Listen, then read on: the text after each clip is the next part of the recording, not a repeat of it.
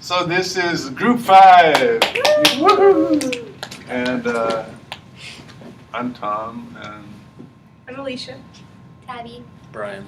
and Kristen was unable to make it today because of the snow. So we're going to start off talking about Stephen Krashen's theories of second language acquisition, which are really interesting and which have been extremely influential in foreign language teaching. So, so as I understand it, one of the things he talks about is acquisition versus conscious learning. Mhm. So, like usually in a traditional foreign language class, they teach you about okay, this is what a noun is, this is what a verb is, this is an adjective clause. But he says that when you learn that way, those labels just sit in your head, and it doesn't really help you use that when you're actually talking to somebody in the Yeah, foreign language. I totally agree with that because I remember I took Spanish all throughout high school, right? And if you asked me to have a conversation in Spanish today, I would flunk. You know, I could not do it because it was all just like this writing and like all how to write a sentence. I feel like I didn't really learn how to speak it. You know, Right. and that's why they're always saying like one of the best ways to learn a language is to go and live in the culture and be immersed in the language itself. I feel like that's, Although he made a really Krashen, I think it was in one of those videos, he made a really interesting point about that. He said that that's what people always say, but then that isn't going to be helpful to you if you don't speak the language at all. Like if you don't know the language at all and you go to the language where that's it's true, spoken, yeah. it'll just Yeah. be overwhelming, you If know, and he's- you'll just go whatever.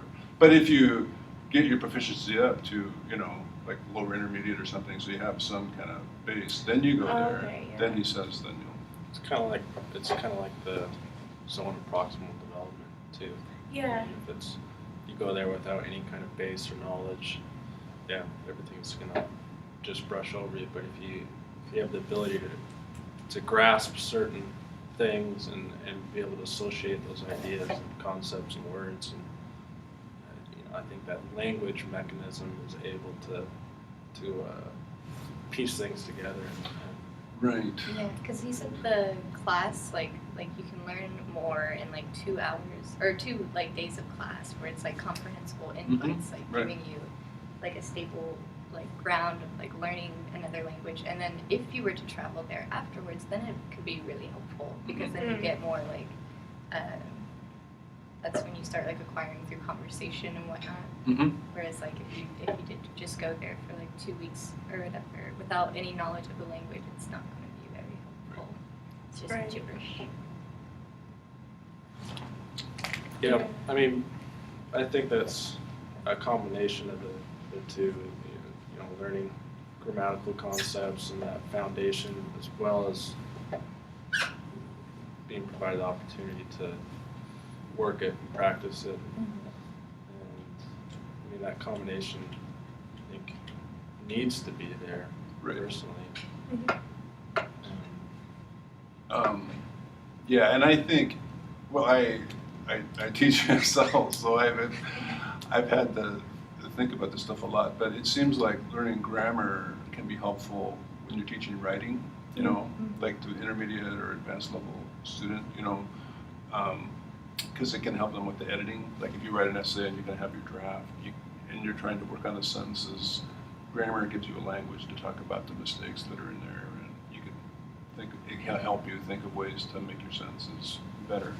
But in speaking, if you're like what he calls it, the monitor, yeah. like if you're watching yourself all the time, and trying to, like I thought it was really interesting what he said, like you get ready to say something, and there's this little thing in your head that right before it goes Filter. out, it tries to, that's exhausting to do, because you're like watching yourself, the whole time. And that's one of my main problems with Spanish. I speak a good deal of Spanish. I'm by no means 100% Right. fluent, but I'm a lot of times up in my head, and it talks about that too, that level of anxiety or Yeah. Yeah, affective filter. that mental your thoughts at work there while trying to produce a language, and that's part of me kind of being a perfectionist, you know, trying to make sure I'm saying everything right, and part of it not wanting to be embarrassed, and meanwhile just trying to string together a sentence. You have all these mental factors at play that impede that. Right. And it's, I don't know, it's kind of, it's interesting. I see that Yeah, very like that reminds me of my roommate. She's like third year Japanese student, and at home she will just like speak Japanese all the time and just be like really light and relaxed with it. Then she's trying to help teach me some of it, and so Right. she's really like when I hear her speak, I'm just like, whoa, you're so good. But then she tells me that when she's actually trying to speak to other people in practice, she gets kind of like nervous and Right. messes up a whole lot more. And then she's actually telling me that one time when she had a little bit to drink, Yeah. she was also very confident in it. Right. So it's just when she felt a lot more relaxed, she could speak it very well. But like it's kind of like that monitor was Right. really blocking her a lot. Yeah. So I thought that was really interesting, you know. And I feel very much the same way. Like I get kind of afraid to speak a different language to somebody. I mean, Right. come on, I'm just trying to speak enough English as it is. Yeah, I've heard Krashen or maybe using Vygotsky mention that before, about the alcohol. Yeah. That's classic. I've often Yeah. heard that, you know. It's so weird. Because just because Your you lowers inhibitions kinda- your inhibitions. Yeah. But yeah, that's interesting, and I'm the same. The same exact way, especially when I'm speaking to someone who I know knows both Spanish and English. I'm even more up in my head because Yeah, we're like afraid of being like judged, like, oh, they're just so inexperienced, they don't know how to speak this language, what are they doing, kind of thing. Like that's how I feel a lot. yeah, It's like, I'm sorry, I know I'm not Japanese. Yeah, well, yeah, and it's it's- obvious. and then I guess for me it's thinking like, well, I can communicate this in a way that we can both understand, being in English. So why am I fumbling over this? You know, trying to connect in Spanish. We both can communicate fluently, but yeah. So I mean, it's far easier for me to speak to someone who speaks only Spanish. Oh, right. Because Right. it's just like Sure. it's kind of a Well, come you- from a place of commonalities. You know, we both don't. and know you have to. something. I mean, if you want to communicate with the person, Yeah. you have to do it in that language. Otherwise, when you can both speak English, it seems artificial. Yeah. It's kind of like I've gone to the Japanese conversation club, and like the first hour they help the AUAP students with their English, and then the second hour they switch it, and where they help us with learning Japanese. So it just feels very equal, like we're both groups are helping the other group out, and it feels a lot more relaxed. So And I think that's how a lot of bilingual schools and classes work too. yeah. Go half a day, you know, one way, and then half a day another. It's really effective. I mean, like I was already like picking up a lot just from like that one day that I went. It was crazy, and they were really nice about it too. So Oh, that's cool. Yeah. Yeah. I really want to learn because I want to teach I want to teach English in Japan someday. So I'm trying Uh-huh. to kind of pick it up a little Oh, bit. AUAP is a great resource Yeah. for you. Yeah, they got the new students in today. I Yeah, saw them looking right. around. Sorry, off topic. Yeah. Well, that plays a big difference too. Is the extent to which you're accepted or not accepted, but the way that your target language or culture, you know, kind of facilitates that. Yeah, it kind That of makes me learning. think of like English language learners coming to America, especially, and having to be put into these English classrooms. And like I know we've talked about this a lot, but like it's already difficult enough learning new material, but then they also have to learn a new language on top of that. So I just like what you're saying with the bilingual classrooms, where they kind of balance it out and everything. And I just think like if we could incorporate that a lot more, it'd be very effective, you know. Because I just feel kind of like, because now I'm kind of experiencing it myself trying to learn a new language, I'm like, oh wow, I really sympathize and empathize with these people trying to learn our language. You know? Right, right. I was thinking too. It's interesting. As I was reading, one of my questions was the factors of social and psychological distance that influence second Yeah, language right. acquisition. The Schumann Yeah. thing. Yeah. And part of it was integration of the two cultures and the cohesiveness and all that. But it made me wonder how today, someone, let's say an immigrant to the United States, you have to learn by socializing and getting that input and balancing it with output. And there are plenty of ways to do that through TV and technology. But it's interesting to think of how that has almost isolated people too, as far as walking through campus or walking down the street. I think it's far less common today than it was 15 years ago to approach someone or to talk to Oh, someone. right. Yeah. Because between headphones Yeah. and phones, Yeah. and, Sure. and Sure. I think it's kind of isolated us in a way while still being close in proximity.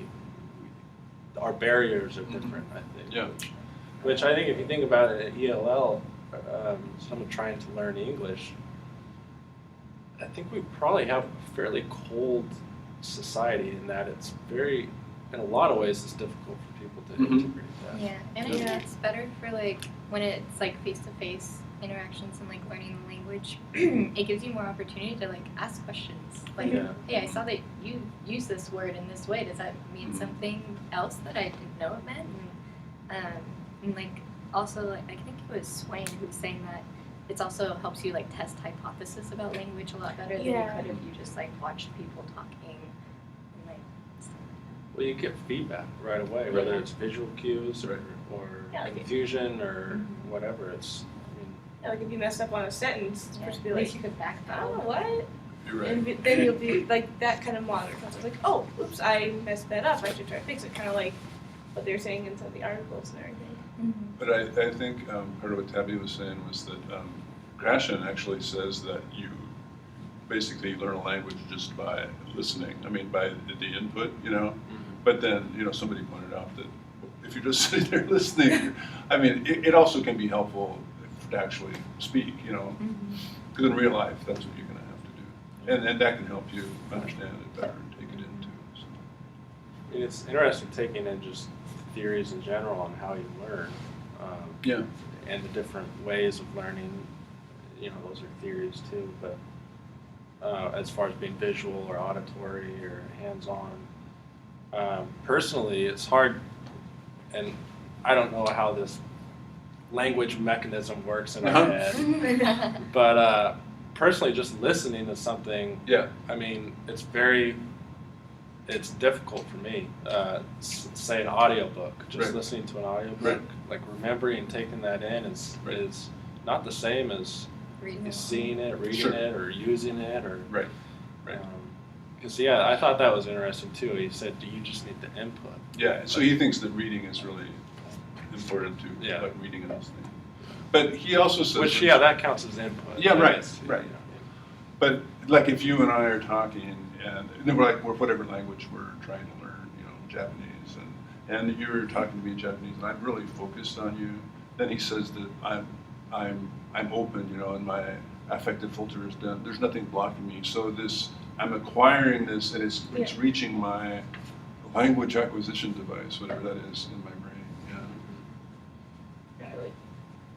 Yeah, that was like Van Leer's interactionist approach. Like first you have to have your listener like be focused, and once they're focused, then they can have language input, and then once they have language input, they can comprehend it, and then once Right. they Mhm. comprehend it, they can memorize that language and then access it later. And then once they access it later, it's just like this huge structured process that you have to go through just to have language cemented in your brain.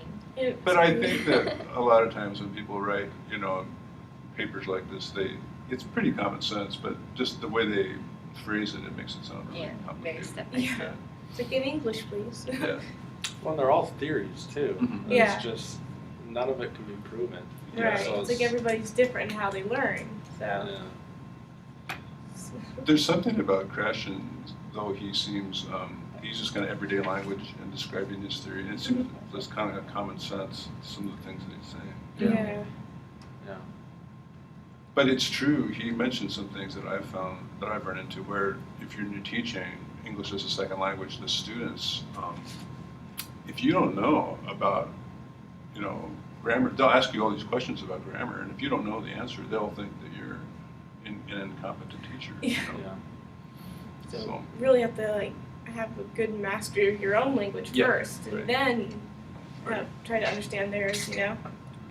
So how does that? So what's that look like ideally in your classroom as far as bridging that communicative teaching? well, I think that thing, what we were talking about lowering the affect. It sounds so weird to use these kind of terms, but lowering the affective filter. I mean, making people feel comfortable, you know, and then trying to create. Visual representations. Yeah. Well, representation. and give them things to do, like activities where they're using the language and they're focusing and they're, because that's the most important thing, is for Yeah. them to focus on what they're doing. I think it I was. think that was one of the examples I used Yeah. is like in the classroom, like to illustrate it, like use like have kids break up in groups and like create skits where the Right. dialogue is Right. Yeah, I'm pretty sure I get lost in all my readings I have to do for different classes, but I think it was something for last week that like it's so important to have the English language learners, or like in any person trying to learn a different language, to have them be taking a really good active role in the classroom activities and like be able to give that input and receive input back and everything, just like really making them feel part of the activities instead of like, I don't know, like dumbing it down or putting it at a different level for them, you know, like that kind of, what's the word? Inclusion, I guess that's what I'm looking for, but Mhm. I think that's really important in the classroom, you know, like making them feel like, yes, you can do it, and this is an environment that you're allowed to make mistakes Right. in. That's interesting though, because so he's saying that, or Krashen is saying that it's really important to make your students feel comfortable in the class. But then as a teacher, you also have to deal with, you know, like discipline stuff. You have to, Yeah. Classroom management. you know, it's kind of, yeah, you have all this classroom management stuff. So it's kind of interesting to figure that out. I mean, how do those things go together? Yeah, you I kind know? of balance. I feel like Yeah. even for like just teaching in English, you know, that's still something you got to do. But Right. Yeah, you have a lot of factors at play, especially adolescents. Yeah. Oh, gosh. Things. One thing with ELL learners, it's kind of redundant. With ELLs, is at least they have, or you'd think would have, a motivation Right. to learn the Right. language, as opposed to a a language class teaching Spanish. yeah, in high Wasn't school. Krashen talking about how like anxiety plays like a huge role into like acquiring language? So as long as there's like low anxiety Mhm. but high motivation, Yeah, right. like it becomes a lot easier to Yeah, exactly. Yeah, it makes me think of my like going back to the Spanish class I took in high school. I just remember like always having to study for the tests, and like I hated speaking out in front of the class because I was so afraid I was going to get marked down, or Right. like I was going to get laughed at for making a mistake or something like that. And so my only motivation I can remember in the class was just to pass it, you know. Right. And if it had been different, and if there had been fewer grades, and it's like, okay, just learn the language, I feel like I would have gotten a lot more out of it. Yeah, I think that is so huge. I mean, you just have to trust, because you're going to make a fool of yourself when you're using a foreign language. You're going to make all kinds of mistakes. Oh, I mean, gosh, you yeah. have to, and that's really an uncomfortable situation to be in, you know. especially if you don't care to learn the language, like some high schoolers. Yeah. Yeah, right. Well, then they just don't care. Yeah. So Like, I guess oh, I trying just to have to be motivate here. them that's the big thing for the teacher. Yeah. Yeah. But then Brian was saying earlier about the Schumann's ideas, where he talks about how, like we're talking about kind of from the teacher's perspective, but from the student's perspective, the attitude they have about the language that they're trying to learn and about the culture Mm. has a big factor in, you know, how much they're able to learn. Yeah. I was also just thinking, like, having the other students in the classroom help out as well, like how important it is for the classroom community to support the English language learner, like, and if someone learning a language makes a mistake, like, don't tease them for it, like, help them out kind of thing. Right. Like, I was thinking, like, on the playground, you know, even when you're not there as the teacher, you know, like, you're always being exposed to the language, so it's just really important to have the students and like teach students to help English language learners. Well, that's really interesting because that seems like Vygotsky's idea about the more knowledgeable, yeah, the like, MKP or whatever. yeah, Yeah, I mean, like everybody Yeah, can right. help with scaffolding, yeah, you know, like, right. because and like, yeah, sorry, that's kind of random. Well, just listening to these approaches to teaching or learning language, I mean, they just mirror learning in general. Yeah. Yeah. I mean, Right. creating a Sure. comfortable learning atmosphere, an environment where you can feel like you can fail. Yeah, right. It's important I for all mean, subjects. yeah, it's pretty interesting to Yeah, see how that just runs parallel with learning. Sure. anything Yeah, it's in kind a of you classroom learn a in little bit general. at a time, like the scaffolding Using idea, peers you know. to Yeah, I mean, right. it's just Yeah, It's kind of funny, like, we have all this time dedicated to, like, English language learning and all these theories about it. It's like, really, like what you're saying. It's learning, you know? Just support them like you would any other student. That's kind of what I'm getting at. But of course, there's other with lots of factors. input. Yeah. Yeah. Well, what other? there was an article about sign languages. Petito Yeah, or petito? Sorry. I'm sorry, petito. and I guess You make mistakes. I took a linguistics class last quarter. And I talked about the same thing that sign languages are. When you look at babies acquiring sign languages, it's exactly the same as babies acquiring spoken languages. I mean, they go through the same Yeah. So it's stages. saying that. And then there's babbling, you know, in both. I mean, you know. Yeah. Yeah, Babbling with your hands. yeah, right. Yeah, I thought the article was pretty interesting, especially in fact, I guess I just never thought about it, but there being like accents and different the different characteristics associated with sign language just as Mhm. there are spoken. Oh, language. right. You know, you never think of that. Yeah. Yeah, of course. Yeah. Did you ever see the documentary about a deaf family? And, like, Sound and Fury. Sound and Oh, Fury, yeah. yeah. Wait, I've seen which it one's for that? 2 classes here now. Yeah. And That's it, a great. yeah, and like the parents are very, very reluctant to their kids like getting like and like pretty much essentially leaving the deaf world and entering the hearing Mhm, world because right. they saw it as so Right. separate, Right. which is so weird because then it's because like to them it is a language like it. I mean it is. I consider it one, but Sure. I know some people are weird about it, but it's weird Well, to I see think how reluctant. And they can that be. movie is really interesting because it talks about deaf culture, just like we were talking earlier in, you know, in the quarter about, you know, if you're Latino or you're black or, and that video we watched about the teachers in Tucson who were trying to make the Latino students proud of their heritage, you know. So this movie was about deaf people, but it was the same thing, like the kind of status quo way of looking at deaf people, so there's something wrong with you, you've got a disability. But they were saying that, well, it's our culture, you know, and we have our own language, and so we want to be proud of that. We don't want to think like there's something wrong with us, you know. Yeah. So But they were- similar kind of thing. But it was weird how against they were in bridging the gap between like one of them becoming a hearing person so that they could like sign and speak English at the same time. Like it was weird seeing like parents like reluctant to their children wanting to. So were the parents were So everyone in They- the family was deaf, um, and then there's the youngest daughter. She wanted to get cochlear implants so that she could hear because she was young enough to where like she could still like she was at a good age to where she could still like fluently learn English and she'd be able to pronounce it pretty well within like the next 5 to 10 years. But her parents were so reluctant to her like being able to have that hearing ability because then they thought that she would want to leave the sign world altogether and only want to be part of a hearing world that seems to be so like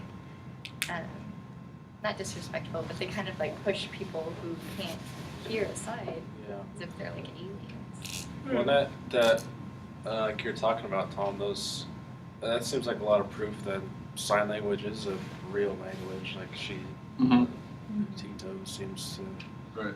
try to prove because there's a whole culture behind it, and I think there's a lot of similarities with someone leaving a language, say Japanese, to just learn English. I mean, it's almost the same. Like, I mean, it's a whole nother culture, just as signing is, and Right. Yeah, Because I just see it as being like bilingual, and like I don't Yeah. think there's any problem with that. Right. Yeah, it's interesting that the dynamics between those communities. There's a lot of factors in that scenario with It's a really cool whole topic. Yeah, family it's being really. there. But there's one scene where there's the family that Tabby was talking about. They're like probably in their 30s, the parents, and then the father's parents are Oh, in yeah. it too. The grandmother and the grandfather. And there's one scene where the grandfather's talking to his son, and he said, "You're a cripple," you know. I mean, it was really, Whoa. it's kind of weird. No, the language I would have chosen. Yeah, right. Yeah. But anyway, so yeah, and this is what Tito seemed like she was just talking about, how like she's really concerned that traditionally there's this idea that sign languages are languages in quotation marks or something, or they're not, somehow lower status than she's saying. Well, So was she saying that like sign language, like ESL, Mhm. is not going to be the same in other parts of the country? Because it said that like it's not passed down from generation to generation. They are hybrids. So I'm just wondering like. Sign language? Yeah. Oh, she said it's passed down from Yeah, generation. that's one thing that she says that shows that it's similar to spoken languages. Is that there's nobody who like there's nobody who just sat down and created the English language in a book, kind of evolved. And Right. she says the same thing. Sign languages are like that. Okay. So then is sign language different than in other parts of the world? It is. Yeah, 'Cause there's we have, like, different- American Sign Language. Yeah. I don't know that we have that here. But. And then she talks about Quebecois sign language, like in French. Oh in yeah, that's Canada. right. That's right. And then there's in France, there's another kind of sign language too. Every country seems to have its own sign language. It's weird. Man, she even mentioned like accents though. Mm-hmm. Yeah, I know, and Yeah. I'm wondering what she means exactly. Yeah, by within that. American Sign Language, Like you put your finger this way, or I don't know. I mean, It's really interesting to look into. yeah.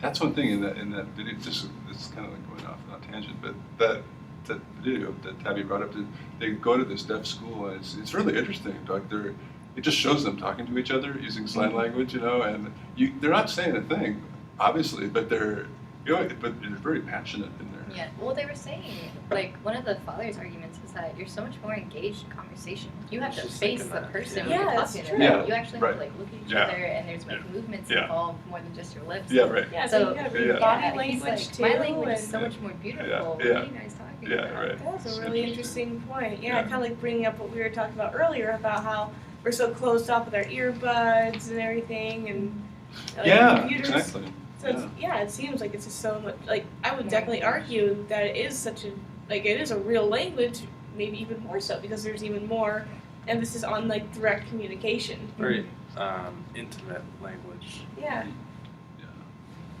I never thought about that before. But that's true. You have to really interact directly with the person.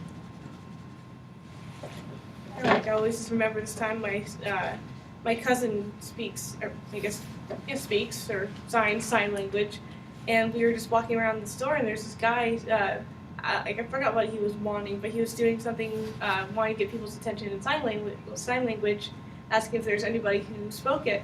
And so my cousin just goes up. I remember they were just so close to each other, and just signing away, and like I was reading their faces. I was like, whoa, that's so cool. So, like, I would definitely argue, just from that experience, my personal experience, that is definitely a language because they're just so, like, involved with each other. And, like, they're just complete strangers, and yet they're already just so connected through this language.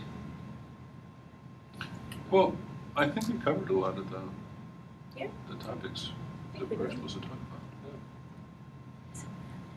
That's about 4:40. Yeah. So, Alright. good Yeah. job, everybody. Sayonara. Sorry, Kristen. Yeah.